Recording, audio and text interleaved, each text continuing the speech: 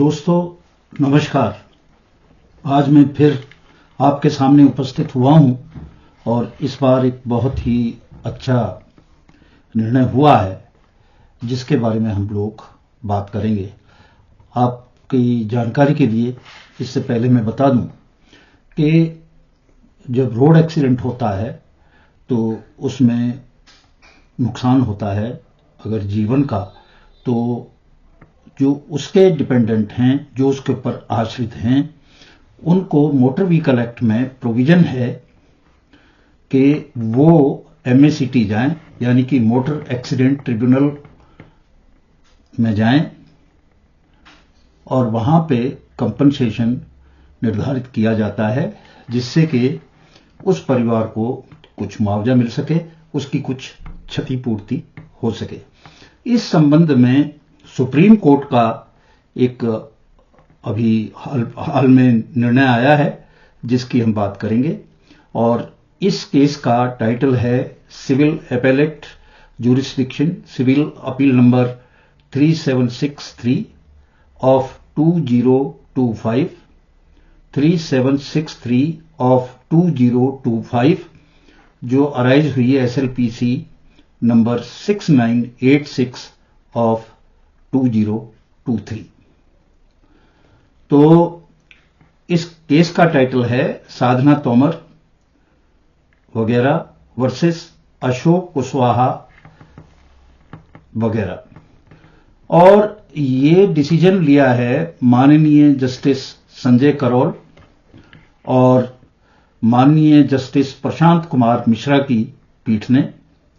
इसमें थोड़ी सी बैकग्राउंड ये है कि धीरज सिंह तोमर, जिसकी महज उम्र जो थी वो 24 साल थी, और धीरज सिंह तोमर एक ऑटो से जा रहे थे।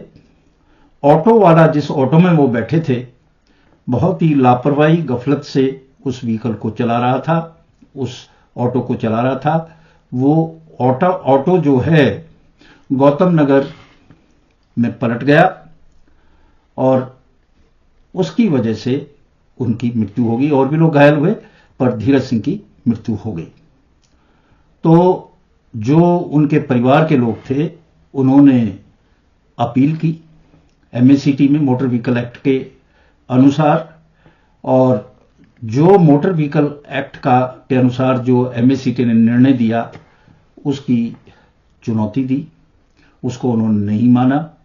वो हाई कोर्ट में गए और हाई कोर्ट ने जो क्लेमेंट था कि कौन दावेदार हैं उसके संबंध में कुछ भी चेंज नहीं किया और दूसरी बातों में कुछ बदलाव किया, और 19 सितंबर 2022 को उन्होंने जो निर्णय दिया उसके खिलाफ ये लोग सुप्रीम कोर्ट में अब आए।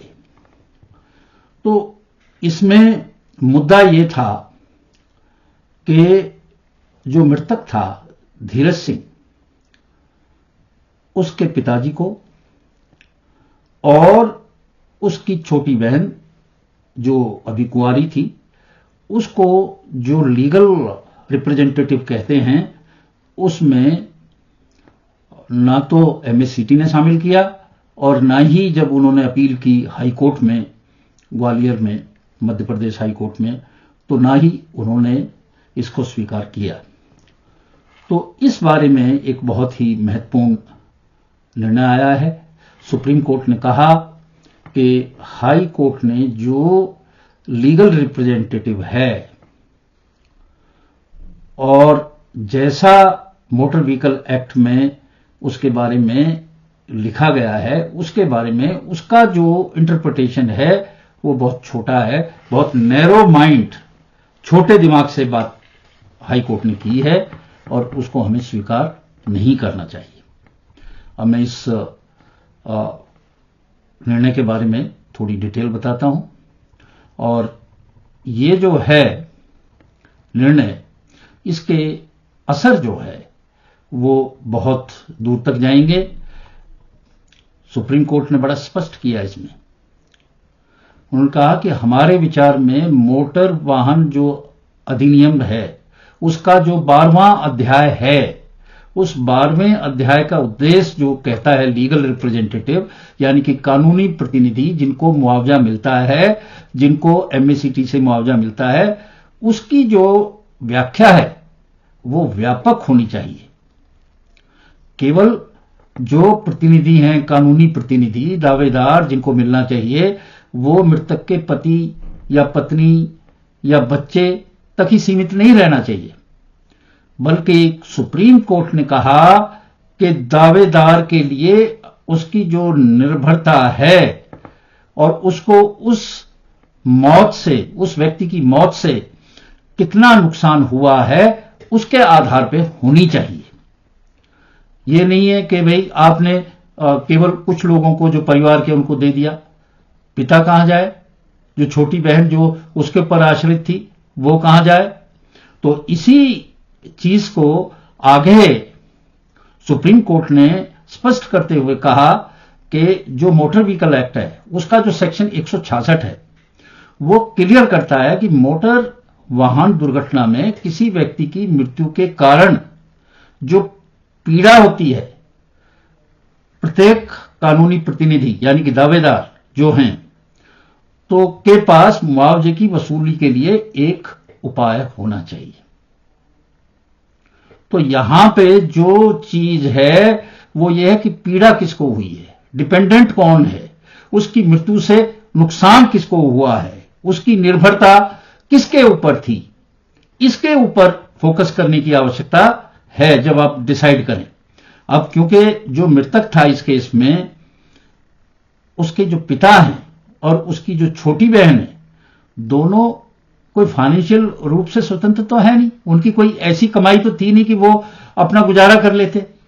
वो तो अपना जो बेटा था, छोटी बहन का बड़ा भाई था, उसके ऊपर ही निर्भर करते थे। और मोटर वाहन की जो अधिनियम है के तहत मुआवजे का दावा करने के उद्देश्य से कानूनी प्रतिनिधियों की परिभाषा के अंदर आते हैं।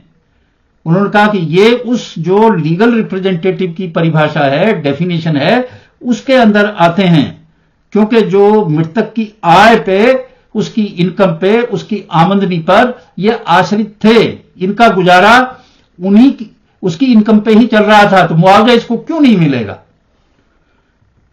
तो उन्होंने ये एक अच्छा निर्णय किया और इस निर्णय का हम लोग स्वागत करते हैं, क्योंकि इसमें बिल्कुल ये जस्टिफाइड है कि भाई अब बजाय इसके कि आपने संबंध किया कि पत्नी को मिलना चाहिए, पुत्र को मिलना चाहिए, पुत्री को मिलना चाहिए, वो बातें जो थंब रूल बन गया है, आंख बंद करके मैकेनिकली डिसाइड कर देते हैं, ये गलत है। अरे भाई, उसका बूढ़ा बाप कहां जाएगा जिसका जवान बेटा मर गया, उसको खिलाता था, पिलाता था। उसकी छोटी बहन जिसकी शादी नहीं हुई वो कहां जाएगी। तो सुप्रीम कोर्ट ने एक बहुत अच्छा निर्णय दिया और अब ये निर्णय जो आने वाले इस तरह के दावे होंगे मोटर व्हीकल एक्ट में एमएसीटी के, उनको पूरा करेगा।